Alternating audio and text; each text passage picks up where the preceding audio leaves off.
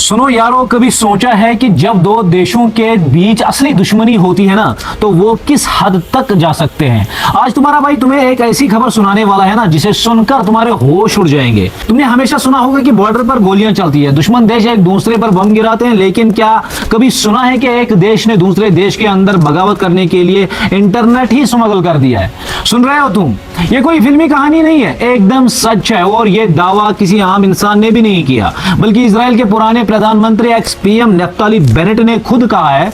उनका ये एतराफ आते ही पूरी दुनिया की पॉलिटिक्स में हड़कंप मच गया है। चलो थोड़ा पीछे चलते हैं और मामले को आसान भाषा में समझाते हैं। देखो दोस्तों, बात यह है कि पिछले सालों में ईरान के अंदर वहां की सरकार के खिलाफ बहुत बड़े बड़े प्रोटेस्टर्स मुजाहरे हुए। लोग सड़कों पर उतर गए क्योंकि वहां बहुत महंगाई थी और उनकी करेंसी की वैल्यू जो थी वो लगातार गिर रही थी।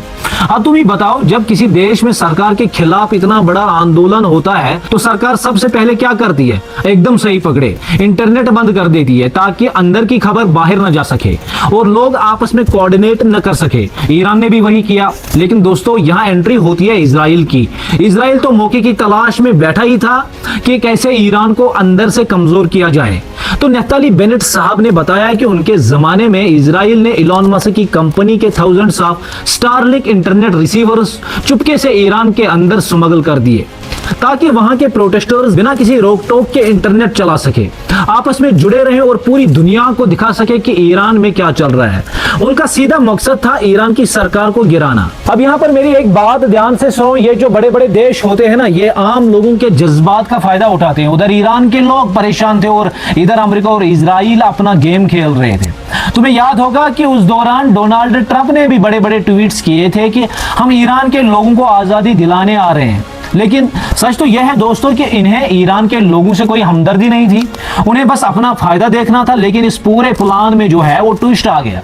नफ्ताली बेनेट के बाद इजराइल में प्रधानमंत्री बने बेंजामिन नेतन्याहू, और बेनेट का कहना है कि नेतन्याहू की सरकार इतना बड़ा काम संभाल ही नहीं पाई।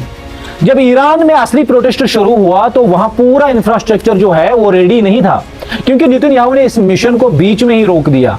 अब तुम लोग सोच रहे होंगे कि यार, नफ्ताली बेनेट ने इतने साल पुरानी बात आज अचानक क्यों उगली? इसके पीछे क्या दुश्मनी है या कोई और चक्कर है? तो मेरे भाइयों, असली गेम यहाँ है। इजराइल में इलेक्शंस होने वाले हैं। इस वक्त बेंजामिन नेतन्याहू चारों तरफ से गिरे हुए हैं। उनकी इंटरनल पॉलिसी से वहां की जनता बिल्कुल खुश नहीं है और गाजा वार के बाद तो उनकी पॉपुलैरिटी एकदम ग्राफ से नीचे गिर चुकी है। वो अपने ही लोगों के बीच बेगाने होते जा रहे हैं। अब दुश्मन को हराने के लिए कोई ना कोई वेपन तो चाहिए ना।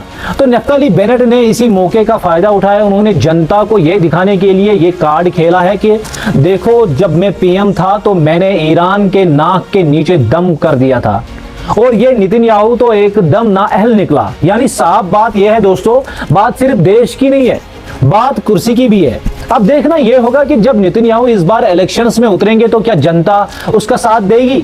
रास्ता बहुत मुश्किल है बॉस। तुम्हें क्या लगता है, क्या इजराइल का ये दुश्मन का घर में इंटरनेट स्मगल करने वाला दिमाग सही था या गलत? मुझे कमेंट करके जरूर बताना। दीजिए इजाजत, मिलते हैं नेक्स्ट अपडेट के साथ। तब तक के लिए मेरी तरफ से आप सब लोगों को अस्सलाम वालेकुम।